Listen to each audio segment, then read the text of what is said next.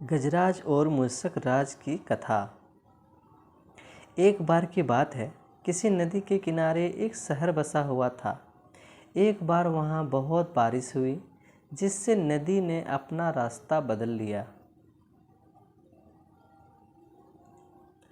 इससे शहर में पानी की कमी होने लगी, यहाँ तक कि लोगों के लिए पीने तक का पानी ना रहा।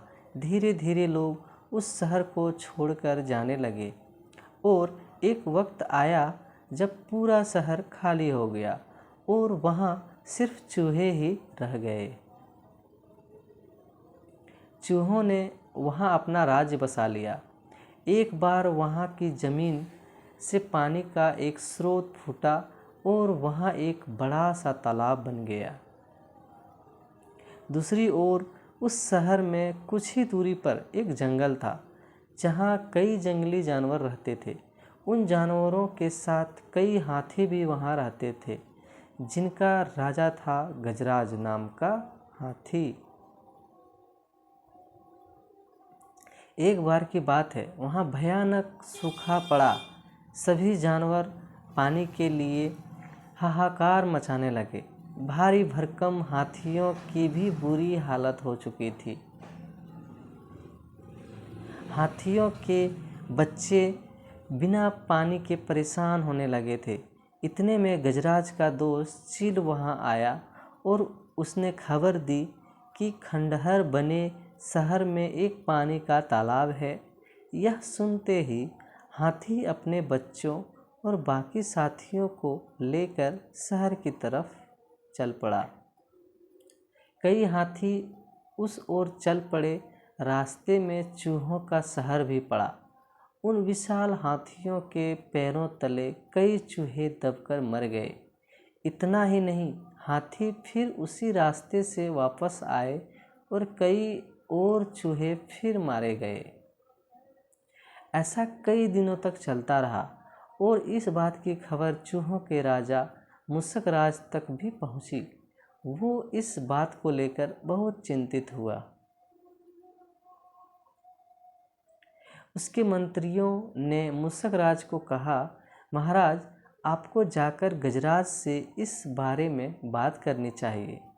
उनकी बात सुनकर मूषक राज गजराज के जंगल उससे बात करने गया। एक बड़े से पेड़ के नीचे गजराज खड़ा था। मूषक राज वहाँ सामने पड़े एक बड़े से पत्थर पर चढ़ गया और कहने लगा, गजराज को मेरा नमस्कार। मैं मूषक राज हूँ। मैं उस खंडहर बने शहर में अपनी प्रजा के साथ रहता हूँ। हाथी को मूषक राज की बात ठीक से सुनाई नहीं दे रही थी। वो थोड़ा नीचे झुका और चूहे की तरफ अपने कान करके बोला,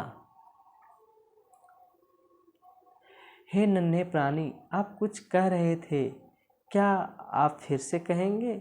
यह सुनकर मूषक राज ने फिर से अपनी बात दोहराई, मैं मूषक राज हूँ। मैं खंडहर बने शहर में अपनी प्रजा के साथ रहता हूँ।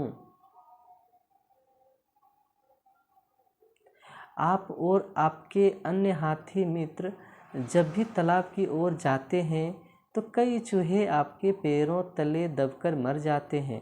कृपया करके ऐसा ना करें, वरना बहुत जल्दी हम में से कोई नहीं बचेगा। यह सुनने के बाद गजराज दुखी होकर बोला, मुझे पता ही नहीं था कि हम इतना बुरा कर रहे हैं। हम तालाब तक जाने के लिए कोई और रास्ता ढूंढेंगे। यह सुनते ही चूहा बहुत खुश हुआ और बोला, गजराज, आपने मुझ जैसे छोटे से प्राणी की बात सुनी। मैं आपका आभारी हूँ। भविष्य में कभी भी अगर आपको किसी मदद की ज़रूरत हो तो मुझे ज़रूर बताएं।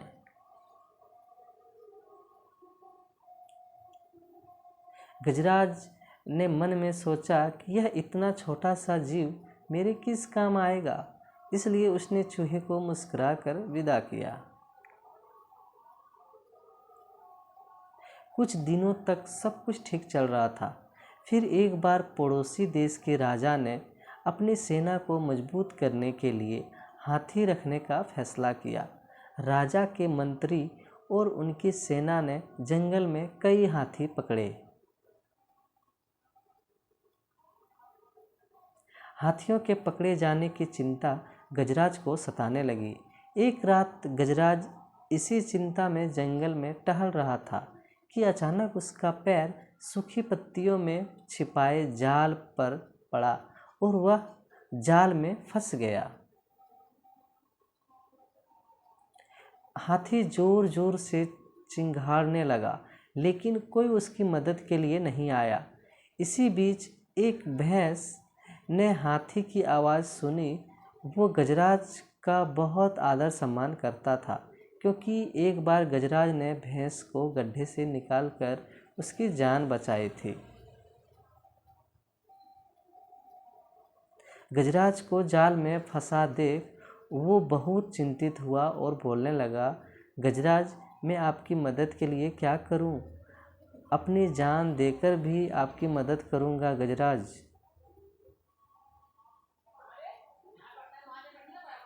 गजराज ने कहा, तुम जल्दी से जाकर उस खंडहर शहर में रहने वाले मूषक राज को मेरी खबर दो। गजराज की बात सुनकर भैंस दौड़ता हुआ मूषक राज के पास गया और उसे हारा हाल बताया। मूषक राज ने जैसे ही यह बात सुनी, वो अपने कई सैनिकों को लेकर भैंस की पीठ पर बैठ गया और गजराज के पास पहुंचा। फिर चूहों ने मिलकर जाल को काटा और गजराज आज़ाद हो गया। इसके बाद गजराज ने मूषक राज को धन्यवाद कहा। सभी खुशी खुशी रहने लगे। गजराज और मूषक राज की दोस्ती भी गहरी हो गई। तो कहानी से सीख, कोई भी प्राणी छोटा नहीं होता है। ज़रूरत होती है तो बस प्यार और विश्वास की।